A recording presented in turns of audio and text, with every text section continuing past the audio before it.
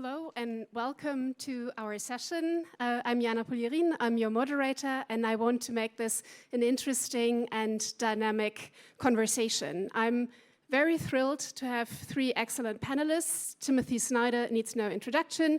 He's no longer with the University of Yale, but decided to leave the United States and is now with the University of Toronto, author of many, many books, I think known to you all.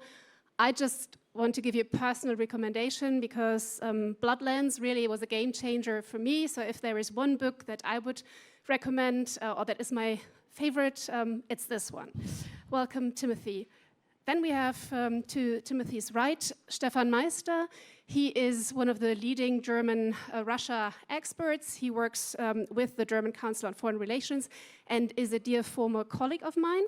And last but not least, we have Michał Wawrykiewicz, if I pronounce this correctly, a member of the European Parliament and with the Polish PO. So our topic is lessons from Russian aggression on Ukraine. But before we come to your lessons, I would like to get a quick take from all of you on the recent events and the prospect of negotiations. Talking about lessons learned, what do we know about Russia's view on negotiations so far, and what do you expect to happen in the next couple of days? Maybe we'll start with you, Timothy. Well, first of all, I'm looking forward to hearing what experts on contemporary Russia have to say. I would start by saying that the X factor in these negotiations is not the Russians or the Ukrainians. I think the X factor, that is the unpredictable side, is the Americans. And I think the Americans have very curious ideas about what negotiations actually are, and that they've done a pretty good job making things harder for the Ukrainians. And what I worry about is the way that the Americans affect the Russians by creating the situation in which I think the Russians have hope that time is on their side. I think we are artificially creating the situation in which Russians can think the longer this goes on, the better it might be for them. So I'll stop there and leave the rest to others. Maybe I can just have a quick follow-up question, so. Because I mean you're the American on the panel, so there is no other choice. But there is this hope in Europe still that Trump might basically side with them. You know, there was this sigh of relief after the images of the Vatican, the conversation between President Zelensky and President Trump. Some people, at least in Germany, I don't know about Poland, have recently argued that Trump might have changed his mind, or that the Americans are more sympathetic towards the European ideas. I see you're very skeptical, but maybe just a quick comment on that. Look, Trump has many superpowers, but the most important of them is that he can always disappoint you. So, I mean, the Poles and the Russians have this saying, I don't know who had it first, but I reached the bottom stair, and then I heard knocking from below. And that's, so yes, no. I mean, it's very simple, no. And let me try to give a foundational answer for why not, which isn't about sympathy or lack of sympathy for the man. He has, in his intellectual armory, no concept of American sovereignty. And without a concept of American sovereignty, it's impossible to move on to notions such as alliances or friendship or predictability. And so we can talk about the particularities, but I think that's the conceptual breakthrough that Europeans have to make. He doesn't care at all about American interests. He has no concept of American interests to which you can appeal. Given that, you can't expect him to be reliable in any sense. He will turn, he will head fake, he will deliberately give you hope. But the idea that he could be reliable in something, I think, is always going to be wrong. And if I'm a European, I seize this as the moment to think about European agency, European sovereignty, European responsibility. We come certainly back to that, but first, negotiations and Russia. Stefan, are you hopeful in any way that Russia wants to sincerely and honestly negotiate, and negotiate about what? So first, I think there's just no momentum for ceasefire. It's neither on the battlefield nor in the Russian minds. And although Donald Trump and his environment really wants something like ending this war, it will not just happen because they want it. From the Russian side, I think it's obvious that they have not moved in any way. There's no offer at all. There's no compromise at all. They stick to their maximalist approach. And in the end, I would even argue they need the war. Putin needs the war also for domestic issues. He needs to run this war further, and he's instrumentally playing with it because he has maybe other deals also running with Mr. Trump. I think what we saw with the Trump administration is a two-track approach. One is getting somehow Ukraine done, get rid of it in a way. I think this is what I'm afraid of. And the other one is to normalize relations with Russia, to bring Russia on the other side, on China and Iran, and making deals on the Arctic and on gas, which never worked and will never work with Russia. I'm very skeptical, and the whole discussion about Istanbul just happened not because the Europeans traveled to Kiev, but because they called Donald Trump, and for a moment he agreed on something, but then just an hour later or some time later, he just disagreed again. And I think then Putin returned to his game, playing on time and trying to get as much as he can get on the battlefield. So you would say that basically negotiations are a way of war just by other means, but continuation of the war by other means. So the Russians want to achieve their war goals, and whether by diplomacy or military means makes a difference, but in the end it's still the same goal. No, I think the Russians, on one hand, I think they don't trust any American president. So I think there is also discussion in Russia at the moment. It can change any moment what he proposed. On the other hand, they have these maximalist goals. Yeah, so it's regime change in Kiev. It's taking all of arms from Ukraine. It's also changing European security order. So I think all these goals have not changed at all, and they don't see any reason to make a compromise, and which means capitulation of Ukraine. This is unacceptable. It's unacceptable for Ukraine, and it's unacceptable for Europe, and it should be unacceptable also for the US. And I'm afraid with this government, maybe that's not the case. Michał, what's your take? Well, I fully agree with that position of my colleague that I don't believe that Putin's will is to end the war. It's a pure evil, and we especially experience Russian army here on the Polish territory many times in our history, and we exactly know what it means. So what happened after the start of second Trump's term is that they increased the position of Russia incredibly, unfortunately, because their position at the end of Biden's administration was really weak. And right now Putin is playing global game, trying to use this fuel that actually Trump gave him. So, in my opinion, absolutely Putin is not willing to sign any peace agreement and even to ceasefire. He is willing to continue and manipulate this game on his terms.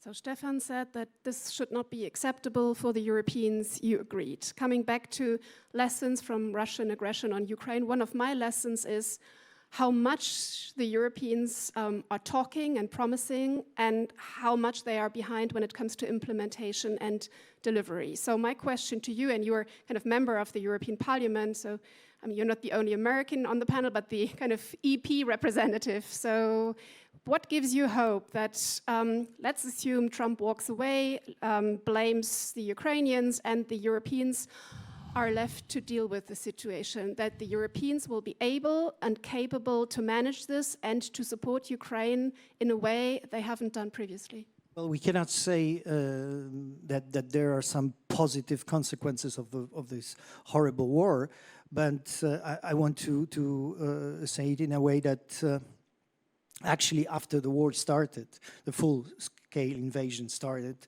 the level of unity of Europe, of European countries, member states of the European Union is incredible.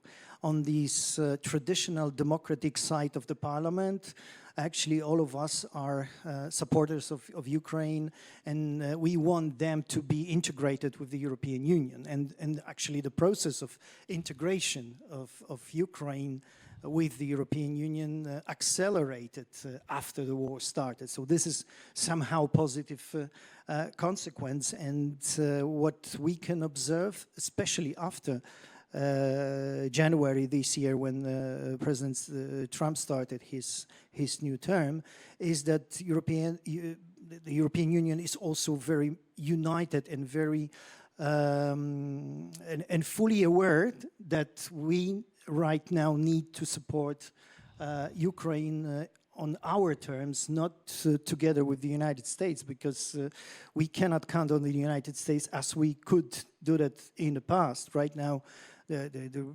transatlantic relationships are completely different, and the position of Trump is completely different. But I agree that Trump is completely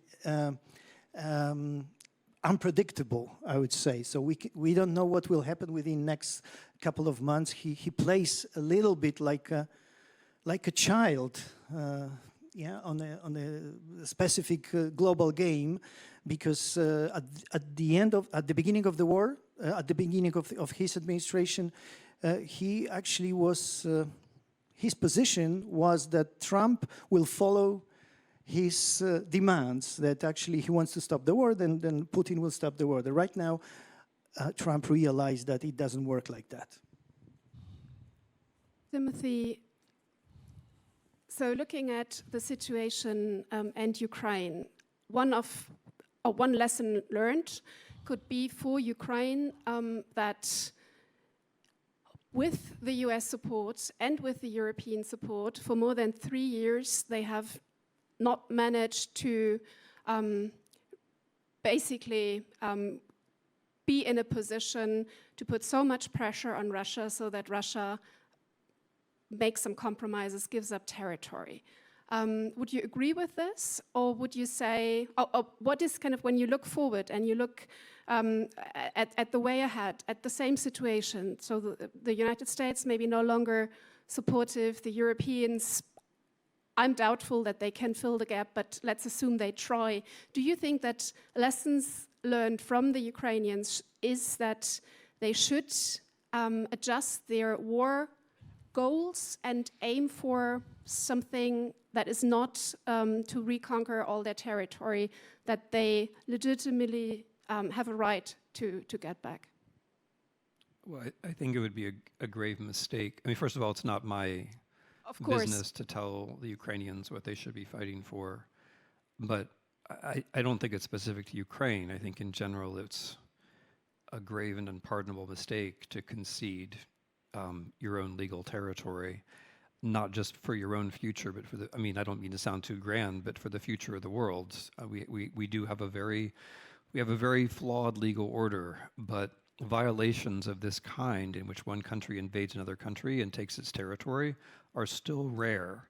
And were we to concede, which if the Ukrainians did, the rest of us would as well, presumably, were we to concede legally the Ukrainian territory, which is occupied by Russia, we would be changing the whole world order. So for that reason, no.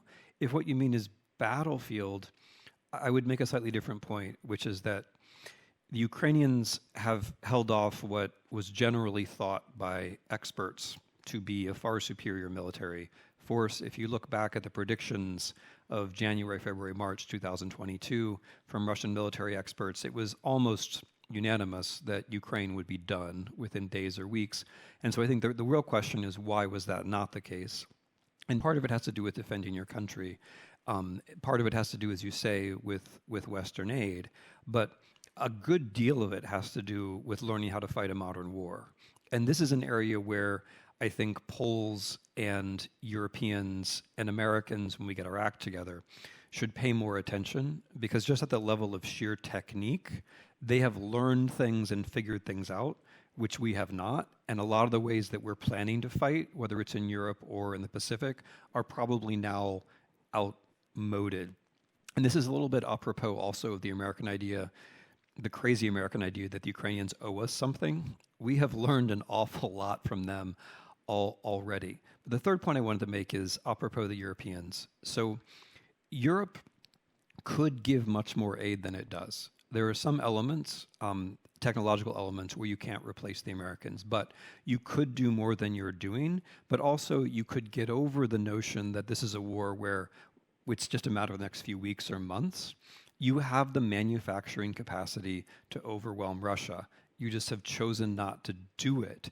And that makes this war very weird. We did the same thing. If in February 2022, the Americans or the Europeans had said, this is a long war, we need to retool our manufacturing base, then we would be in an excellent position right now. But it's never too late to start doing that. So I think the Europeans can keep the Ukrainians going, but it will have to involve thinking, this is going to be a long war. How would we win a long war? Stefan, do you think, I mean, we are both from Germany, there is a new German government. Germany was very often accused of not having learned that lesson, of always having hoped that, I don't know, a ceasefire or a negotiated settlement is just around the corner, and we always talked about kind of specific weapon systems, but never about the long game. Do you think that will change now under the new German government? So I think it was really a bad constellation with Biden and with Scholz. We had two risk-averse leaders who were exactly not, who supported each other in being slow and limited in the support because they were afraid of escalation. I think we will have to see what Friedrich Merz is really doing, but I think he's really a different character. I'm pretty sure that there will be Taurus on one point. We will not. They will not talk about it, but we will see it on one point. So I don't think the new German chancellor is a risk-averse person. He's taking risks, and we already see in his first action. We can criticize him for several things, but I think in his first action he's taking risks, and he said the right things also on Ukraine. He traveled also to Ukraine in one of his first trips. So let's say as a long-term skeptic of German foreign policy and German Russia policy, as a long-term critic, I'm somehow optimistic that this is really a different game, and I think he also understands, because of Trump, in which situation Europe is, and that it needs to act, and that Germany needs to play a bigger role than the former government did. So I think this is a good constellation. Even if it will be, again, too slow, too late, and so on. Michał, one of the lessons that Europeans seem to have learned is that it is maybe not fast enough to always move at 27. There are some spoiler states in the European Union, so we are seeing the emergence of a coalition of the willing.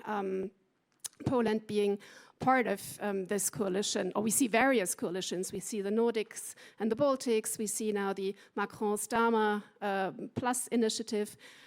What is your take on this? Do you think these coalitions can move the whole of Europe forward, or do you, from your work in the European Parliament, have the perception that, well, Europe has not in total understood that it's the hour of Europe, and it's now really depends on us whether we basically throw Ukraine under the bus, or whether we realize that this is our destiny as well and we need to do something about it?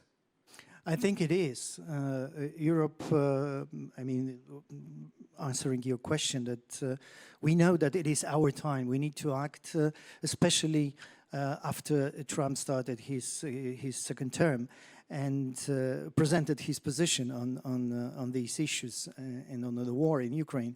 But this coalition is a consequence of practical terms, because we have Hungary, we have Slovakia, and probably other countries in a line, problematic countries when it comes to the rule of law and all of the values of the European Union, and they can stop the policy of the European Union towards Ukrainian war.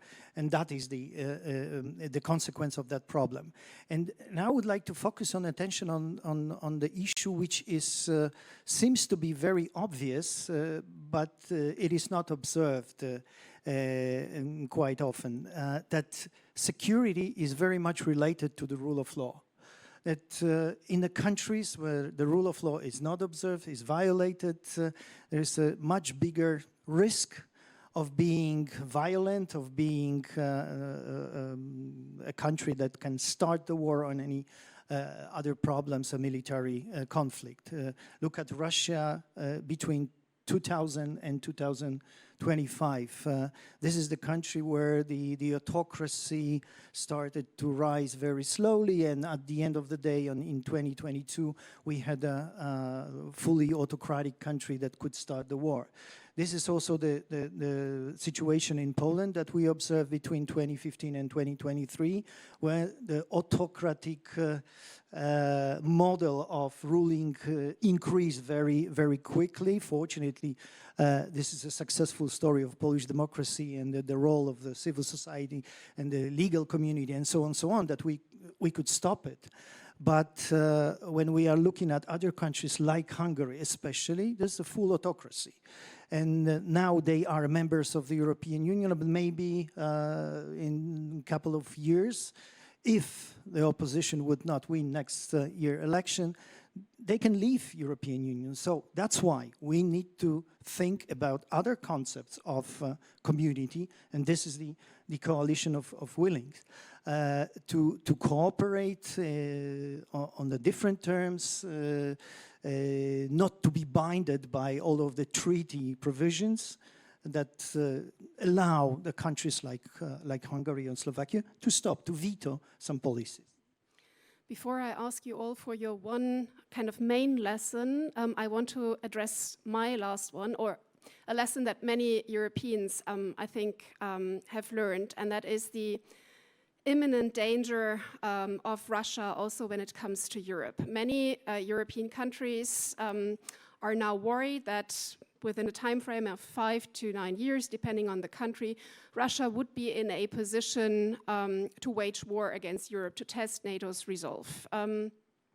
So just whoever wants to answer this question, do you think that is actually likely, that Russia could use such a situation? Let's say the Americans have legally acknowledged the annexation of Crimea, they have been walking away, and Putin thinks he has won in Ukraine, whatever winning means, but on his terms.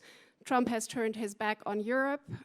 We are on our own. So will Russia, is your lesson that Russia might test us?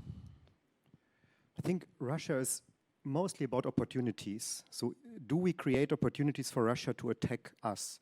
Are we showing weakness and creating this opportunity for Russia? Yeah, I think Russia is on a war already with Europe. It is on a hybrid war. It's killing people in our countries. It's attacking infrastructure. So it's raging a war. If we offer, for instance, in the NATO context, non-functioning of Article 5, US somehow withdraws from Europe, opportunities, then Russia will test us. I think this is for me the biggest risk. It will test when we offer a weak flank, when we offer really weaknesses, and I think this is one of the key lessons. It's showing strength. It's not compromising on anything, but it shows Russia that everything comes with a cost. I think this is really crucial. But if I could just add to that, this emphasizes how important Ukrainian resistance is to Europe, because the Ukrainians right now are making a full-scale invasion of a European country essentially impossible. Of course, they can do these kinds of things inside Europe, but right now the Russian army is in Ukraine. And so this question, you have to think of this question in two scenarios. In the scenario where the Europeans allow the Ukrainians to defend themselves, I wouldn't be too worried. But in the scenario where you allow Russia to control a great deal of the territory of Ukraine, then you're not dealing with the Russia you're dealing with now. You're dealing with a more capable Russia, which controls more resources, including Ukrainian technological and military resources. That's not an enemy that you want to face. And the way to prevent facing that enemy is to make sure that Ukraine doesn't lose the war.